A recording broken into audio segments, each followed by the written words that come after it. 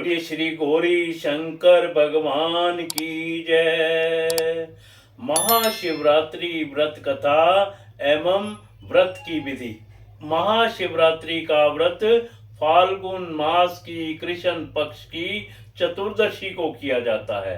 त्रयोदशी को हर एक बार भोजन करके चतुर्दशी को दिन भर निराहार रहना पड़ता है। पत्र पुष्प तथा सुंदर वस्त्रों से मंडप तैयार करके वेदी पर कलश की स्थापना करके गौरी शंकर को स्वर्ण मूर्ति तथा नंदी को चांदी की मूर्ति रखनी चाहिए।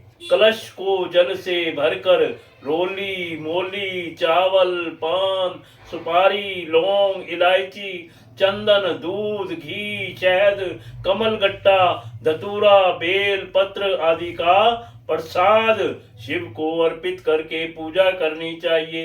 रात को जागरण करके 4 बार शिव आरती का विधान जरूरी है। दूसरे दिन प्रातः जौ तिल खीर तथा बेल पत्र का हवन करके ब्राह्मणों को भोजन करवाकर व्रत का पालन करना चाहिए। भगवान शंकर पर चढ़ाया गया नैवेद्य को खाना शुभ नहीं होता है। जो इस नैवेद्य को खा लेता है वह नरक को प्राप्त होता है। इस कष्ट के निवारण के लिए शिव की मूर्ति के पास शालीग्राम की मूर्ति रखते हैं। यदि शिव की प्रतिमा के पास शालीग्राम की मूर्ति होगी तो नैवेद्य खाने पर कोई दोष नहीं लगता है। व्रत की कथा इस प्रकार है। एक गांव में एक शिकारी रहता था। वह शिकार करके अपने परिवार का पालन करता था। एक बार उस पर साहूकार का कर्ज हो गया।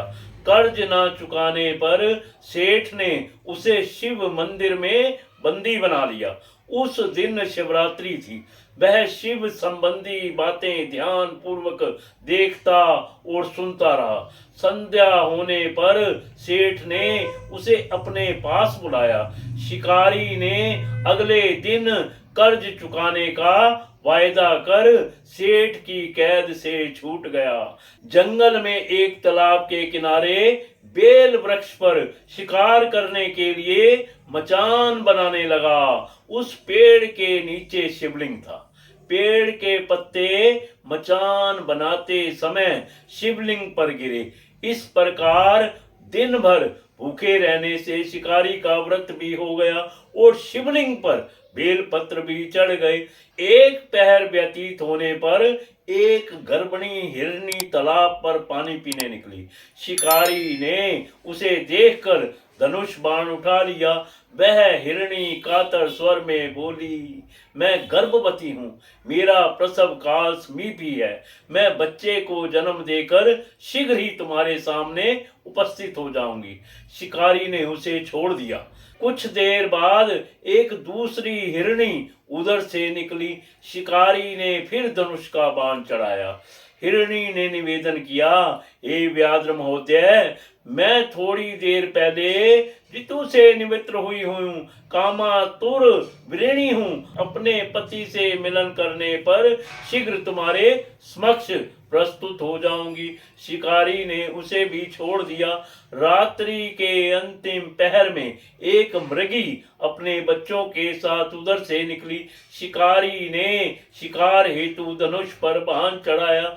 वह तीर छोड़ने ही वाला था कि वह मृगी बोली, मैं इन बच्चों को इनके पिता के पास छोड़ आऊं, तब मुझे मार डालना। मैं अपने बच्चों के नाम पर दया की भीख मांगती हूँ। शिकारी को इस पर भी दया आ गई और उसे भी छोड़ दिया। पांव फटने के हुई तो एक तंदुरुस्त हिरण आता दिखाई दिया। शिकारी उसका शिकार करने के लिए उद्यत हो गया। हिरण बोला, व्याध महोदय, यदि तुमने इससे पहले 3 मृगियों तथा उनके बच्चों को मार दिया हो तो मुझे भी मार दीजिए, ताकि मुझे उनका वियोग ना सहना पड़े। मैं उन तीनों का पति हूँ। यदि तुमने उन्हें जीवन दान दिया हो तो मुझ पर भी कुछ समय के लिए कृपा करें। मैं उनसे मिलकर तुम्हारे सामने आत्म समर्पण कर दूंगा। मृग की बात सुनकर रात की सारी घटनाएं उसके दिमाग में घूम गई। उसने मृग को सारी बातें बता दी। उपवास, रात्रि जागरण तथा शिवलिंग पर बेलपत्र चढ़ने से उसमें भगवत भक्ति का जागरण हो गया। उसने मृग को भी छोड़ दिया। भगवान शिव शंकर की अनुकंपा से उसका हृदय मांगलिक भावों से भर गया। अपने अतीत के कर्मों को याद करके वह पश्चाताप की अग्नि में जलने लगा। थोड़ी देर बाद हिरण सपरिवार शिकारी के सामने उपस्थित हो गया। जंगली पशुओं की सत्य प्रियता, सात्विकता एवं सामूहिक प्रेम भावना को देखकर उसे बड़ी गलानी हुई। उसके नेत्रों से आंसुओं की झड़ी लग गई। उसने हिरण परिवार को मुक्त कर दिया। देवता इस घटना को देख रहे थे। उन्होंने आकाश से उस पर पुष्प वर्षा की।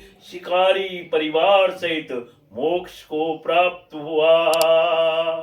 शिवरात्रि व्रत कथा संपूर्ण।